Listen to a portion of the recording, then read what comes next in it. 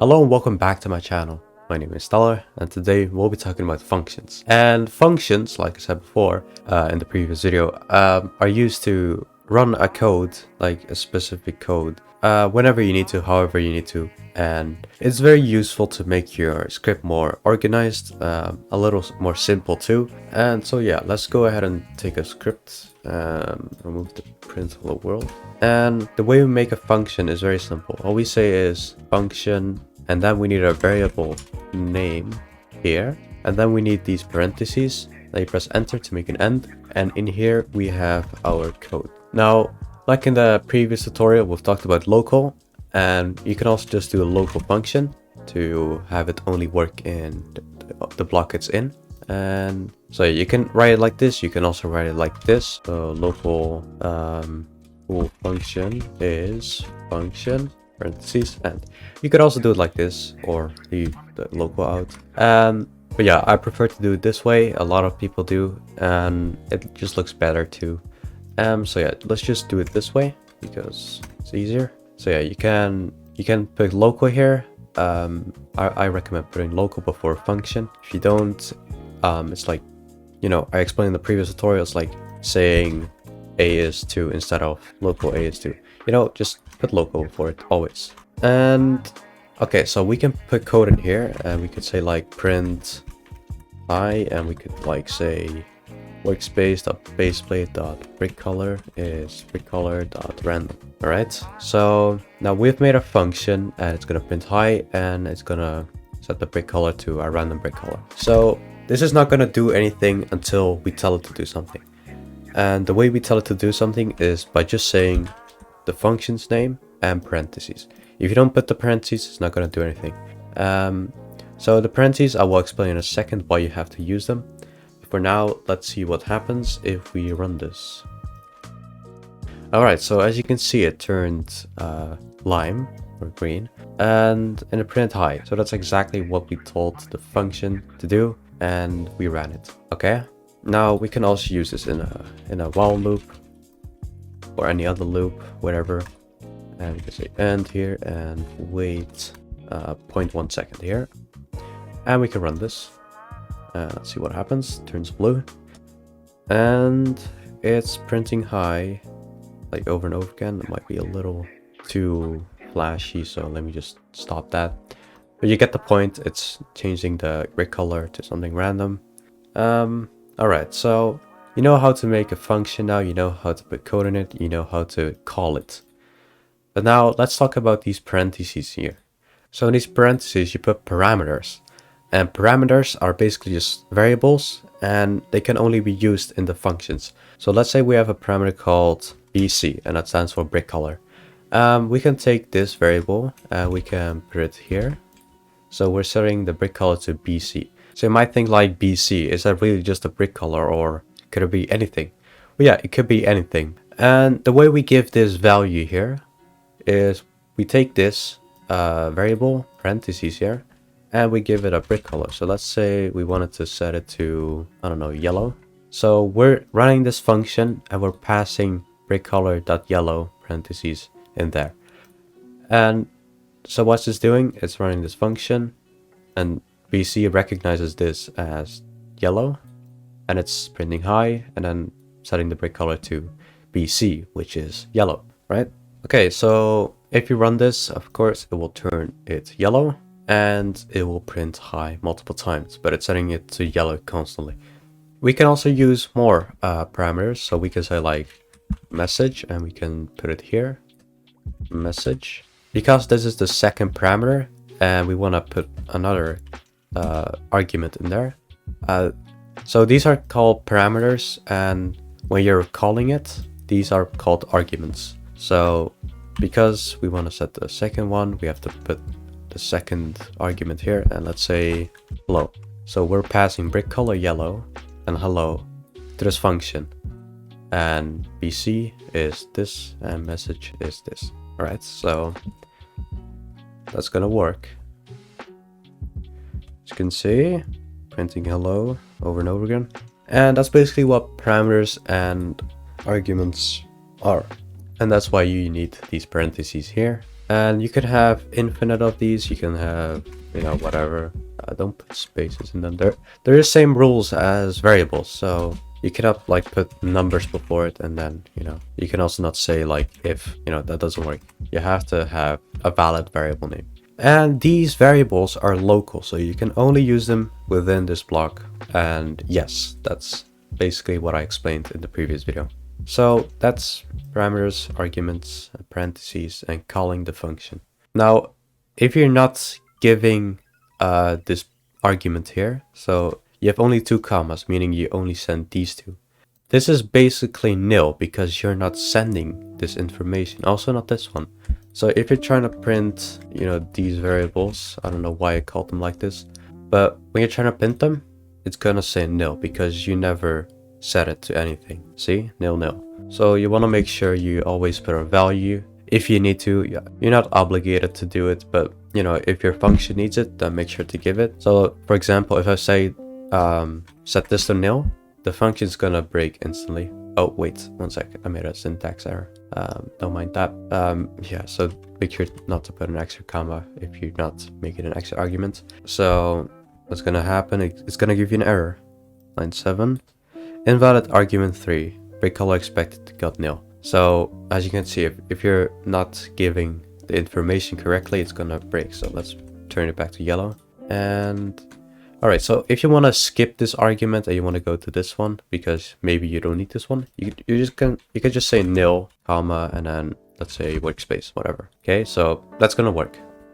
So yeah, depends on how your script works. So yeah, let's just move that. And there's one more thing called returning, and a lot of people don't get this, and I understand why, because why would you need it in the first place when you're a beginner? But later on, you're gonna use it a lot, and it's pretty cool, to be honest. So let's say we have a function called add, and we have parameters called number1, number2, end, and we want to print n1 plus n2. So we're basically just adding 2 numbers here. All right, so we can say add 1 and 6. Okay, so this is obviously gonna print 7 for us. And let's say we want to have the sum of 1 and 2 into a variable. So what we can do to do that is we can return, let's make a variable out of this. So let's say local sum is 1 plus n2, and we can return the sum. Okay, so this is going to return n1 plus n2. Okay,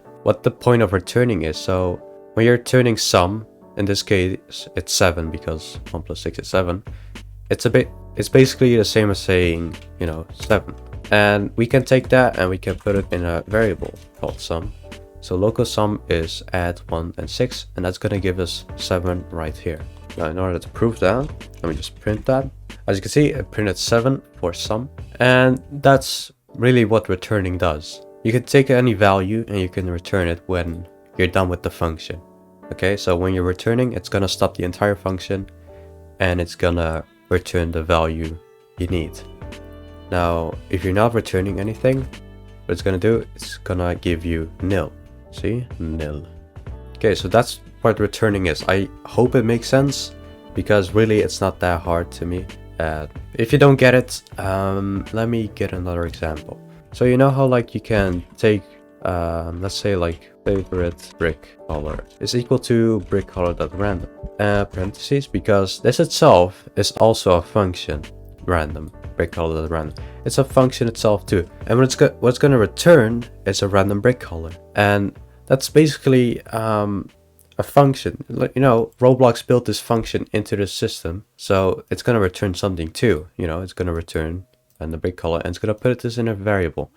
Yeah, so we can basically just recreate this function. So we can say local function random brick color, and we can return, you know, I don't know what the process is in returning a random brick color, but let's say we're calculating this random stuff and we eventually come out with random brick color.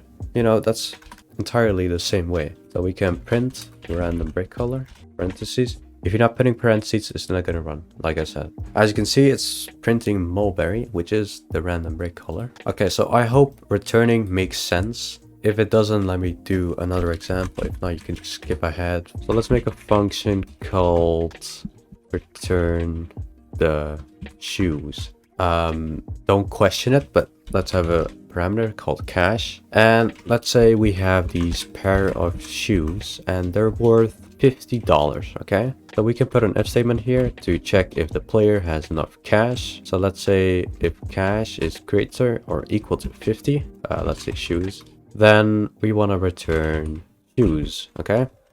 If not, then we can return false, okay?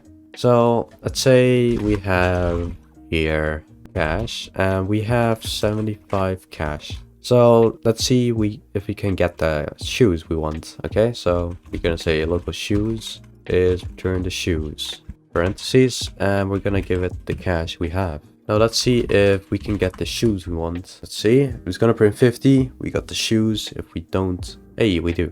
So we got the shoes with the cash we have. So let's say we have, you know, a little less cash, 25. Are we getting the shoes? No, we're not getting the shoes.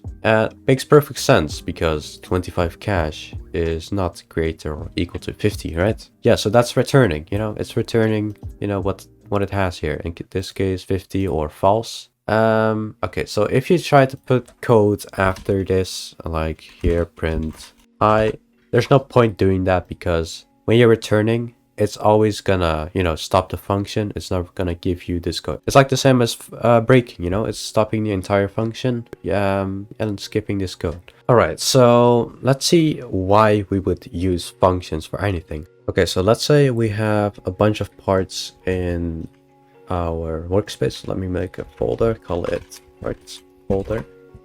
And let me add up a bunch of parts. Let me turn on collisions to stack them.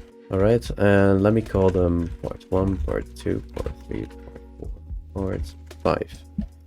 All right, let me just split them so it's easier to see. Okay, now let's say we want to have a script that changes the properties of these parts. So let me make a variable for the parts folder. So let me call it part folder is workspace.parts folder, and that's it. Now let's say we want to change the properties. So parts folder part 1 transparency is 0.5, and we also want to change the cancel light to false. And yeah, that's what we want to do for each part. So let me just copy and paste them for all other 4, 3, 4, 5. Okay, now that's gonna work.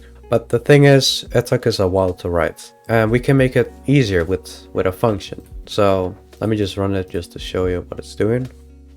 Okay, so it's going transparent and it's falling beneath the map. All right, so let's make this shorter with a function. So let me make a function and call it change properties. Okay, now we want to take the parts we want to change, and that's it. So let's take this, put it here. And let's change this to part because that's what we want to change. So part of transparency is 0.5 and cancel light is false. Okay, now let's remove this. And if we want to change it, it's very simple. Change properties, and we have to give it the parts we want to change. So parts folder, part 1, copy this, 2, 3, 4, 5. Yeah, simple as that. So that's gonna work the exact same way, but we just wrote it, you know, shorter. Yeah, so that's really the use of functions, you know, to make your code a little more, you know, organized. And it's part of the do not repeat yourself rule in scripting programming. It's like a rule, do not repeat yourself, and we're doing that. So yeah, you can change about anything. So let's do assembly linear velocity. I'm sure you don't notice, but you know, whatever. It's to make it move a certain direction. Let's do it to 100 studs up. Now let's see what happens. Oh, we can also put a wait in here. So wait 1 second. That's gonna put a wait here too. So works the same way. See what happens. Hey, that's pretty cool. You can do all sorts of cool stuff with, you know, functions and properties. It's very cool. Now, alright, so that's about it. Now, if you've understood everything in this video I've said, that's very impressive, and that's very good to know, because This is really one of the hardest parts in scripting and basics, of course. And with that, we're nearing the end of the basic series. We're not completely done yet, but if you've understood everything I said in the previous tutorials too, that's very good, because the basics are the most important part of scripting. If you don't know the basics, you cannot script. So yeah, in the next video, we're going to talk about tables, and tables are used to store multiple values or even functions into a single value, which is the table. It's very good to know, because as you can see here, we're repeating ourselves again, but we can make that even shorter in the next video. So thank you for watching. I hope you enjoyed the tutorial, and I'll see you in the next one. See ya.